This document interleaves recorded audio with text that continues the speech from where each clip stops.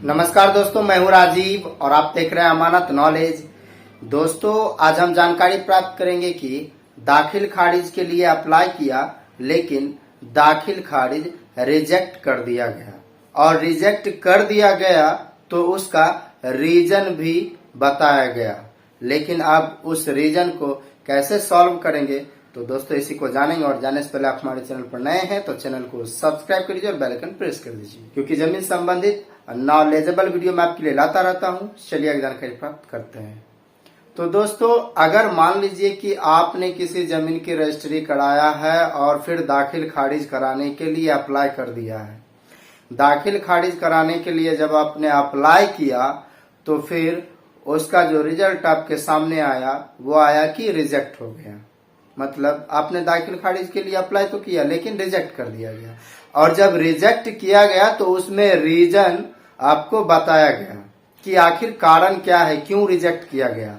तो उसमें पता चला कि जमाबंदी पेज फटा हुआ है। मतलब रजिस्टर 2 का पंजी जो होता है उनका जो जमाबंदी होता है वह पेज फटा हुआ था।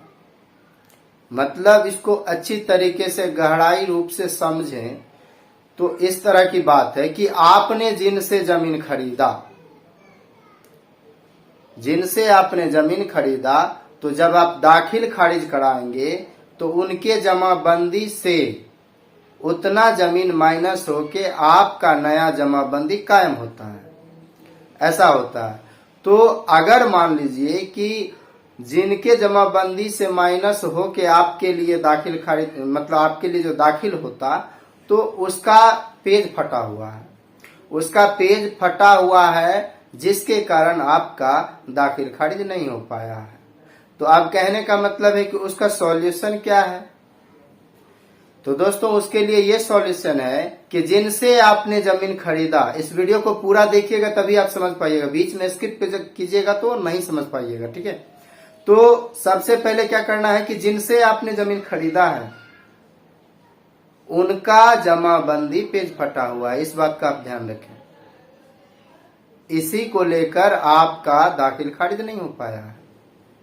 तो करना क्या है कि जिनसे आपने जमीन खरीदा उसका वो पेज क्रिएट करवाना है जो पेज फट चुका है उनका जमाबंदी का।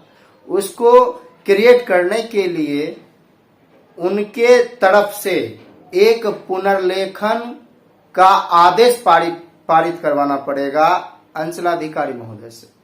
आप उन्हें कहें, आपने जिनसे जमीन खरीदा है आप उन्हें कहें कि आप एक पुनर्लेखन के लिए आवेदन दें अंचल में, और आपका जो जमाबंदी पेज फट चुका है उसका पुनर्लेखन किया जाएगा। फिर से वह पेज आपका क्रिएट किया जाएगा, बनाया जाएगा, और जब उनका बन जाएगा उसके बाद आप फिर दाखिल खारिज के लिए अप्लाई करेंगे। तब उनके जमाबंदी से जितना जमीन आप खरीदे हैं उतना माइनस करके आपके नाम से नया जमाबंदी कायम होगा। तो ये प्रक्रिया है, आप इसे इसी प्रकार से सॉल्व कर सकते हैं। ठीक है। तो दोस्तों, उम्मीद करता हूं कि अच्छी तरह से समझ गए होंगे। अगर समझ में आ गया तो वीडियो को लाइक और शेयर करना ना भूलें। मिलते हैं नेक्स्ट वीडियो के साथ, तब तक के लिए अलविदा।